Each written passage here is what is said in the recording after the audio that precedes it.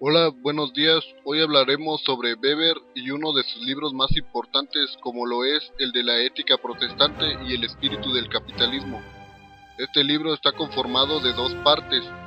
La primera parte es el problema, que está dividido en tres secciones que son la confesión y estructura social, el espíritu del capitalismo y del concepto de profesión de Lutero, objeto de la investigación.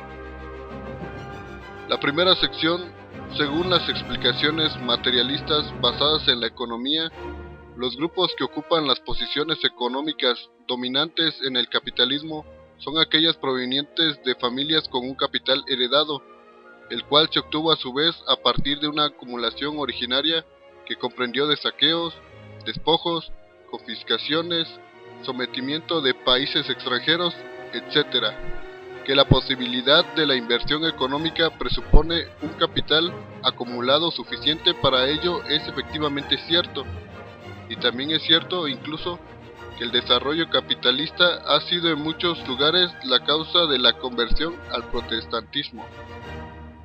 La segunda sección nos habla sobre Benjamin Franklin, proveniente de los Estados Unidos, allí donde la fantasía de todo un pueblo está orientada a lo cuantitativo.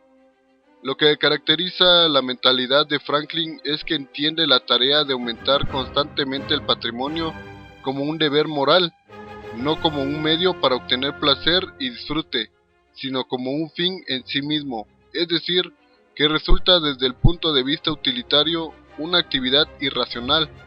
¿Y por qué lo hace? Franklin citaba a ese respecto el siguiente pasaje de la Biblia: si ves a un hombre solicitó en su profesión, ese puede presentarse ante los reyes. Proverbios 22-29. Es decir, que una actividad por la cual se obtiene cada vez más dinero es vista como la expresión de la entrega total al trabajo, sin el más mínimo derroche, lo cual es considerado como un deber revelado por Dios y como suma virtud religiosa.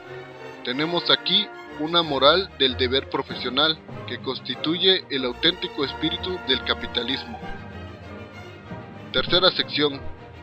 La profesión entendida como trabajo, que es al mismo tiempo un deber moral al que nos ha llamado Dios, tiene una palabra específica que la denomine solo en las lenguas de las sociedades protestantes y en todas ellas.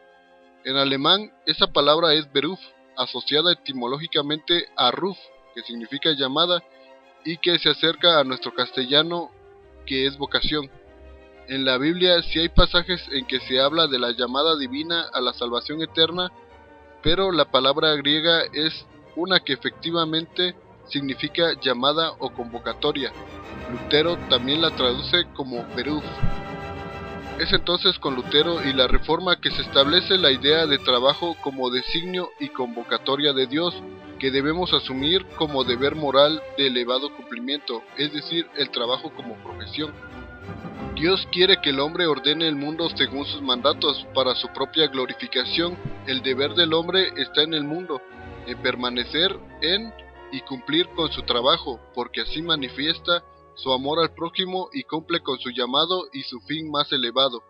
El lucro innecesario es reprobado y no visto como una prueba de un mejor cumplimiento del mandato divino relacionado con la profesión. La segunda parte del libro es la idea de profesión en el protestantismo ascético, conformado por dos secciones que son los fundamentos religiosos del ascetismo intramundano y ascetismo y capitalismo. La primera sección habla sobre el ascetismo intramundano, que es la actuación del sentir sagrado frente al mundo, de forma que éste se convierte en una obligación impuesta al religioso virtuoso. Del ascetismo surgieron varias sectas como el calvinismo, pietismo, el metodismo, sectas surgidas a partir del movimiento baptista o bautista. De estas sectas, el calvinismo, fundado por Juan Calvino, fue un sistema teológico protestante y un enfoque de la vida cristiana que pone el énfasis en la autoridad de Dios sobre todas las cosas. El calvinismo enfatiza en la depravación de la naturaleza moral humana hacia la necesidad de la gracia soberana de Dios en la salvación. Principios del calvinismo. Primer principio.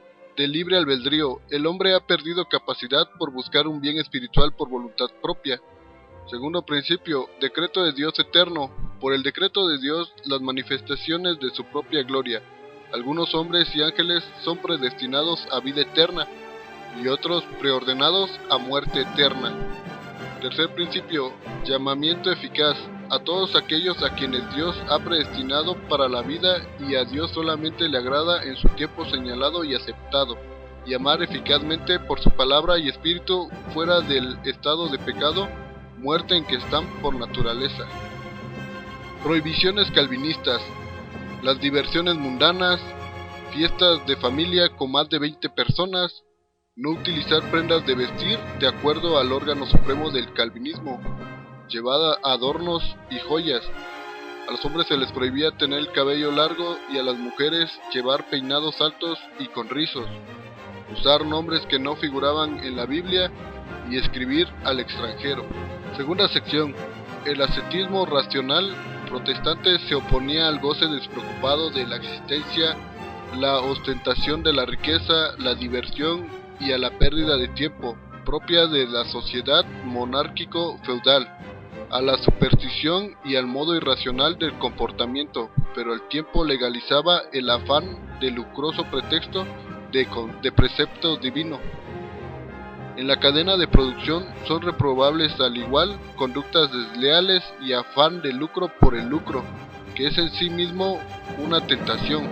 El concepto de la nueva vida, abnegación por el trabajo profesional como fortalecimiento de nuestra fe, representará el espíritu del capitalismo. Bueno, gracias por su atención, espero les haya gustado.